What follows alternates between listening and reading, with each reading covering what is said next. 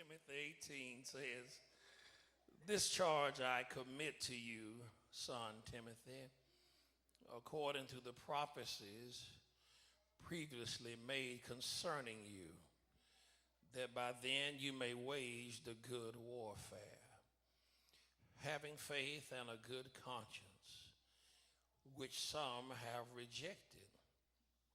Concerning the faith, have suffered shipwreck, of whom are Hymenaeus and Alexander, whom I delivered to Satan, that they may learn not to blaspheme." I want to talk about this morning that the Lord shall lead, and hopefully you'll pray with us and for us, a shipwrecked faith. That's what I want to talk about, a shipwrecked faith. Again, we do need your prayers. On January 13th, 2012, a ship called the Costa Concordia capsized. It wrecked. 32 people killed. The captain, traumatically enough, abandoned ship and left the passengers on this cruise to their own strength.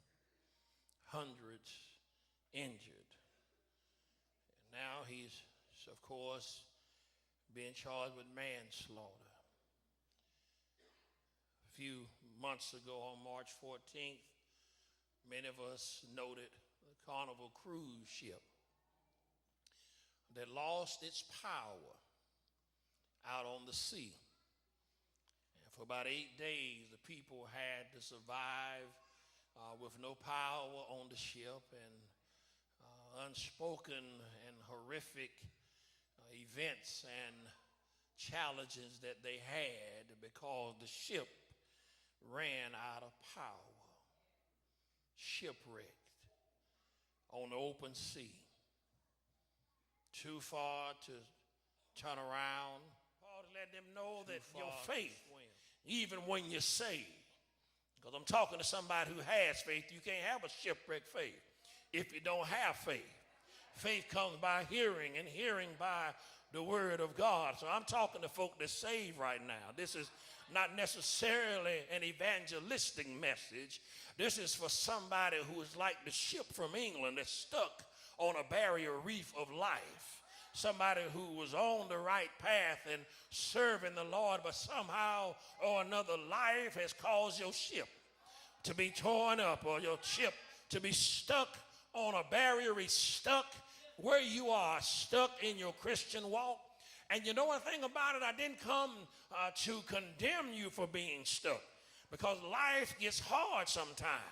There are some unexpected knocks that come your way when will mess you up. Things happen that you did not foresee when you lose a loved one before their time. I believe, I perceive in the spirit. I've been praying. That this ship, if we leave right now, God will not be protecting us. If we leave right now, we're going to find ourselves in danger. But they decided to listen to the owner of the ship and set out anyhow. One way to have a shipwrecked faith is when you start ignoring the man of God. And I don't mean the man of God looking at the man, but I mean looking at the message. Too many folk, they miss the message, looking at the messenger. And that's good or bad. It's not for you to look at me good or bad, but it's for you to listen to the word of God, because the word of God will guide you.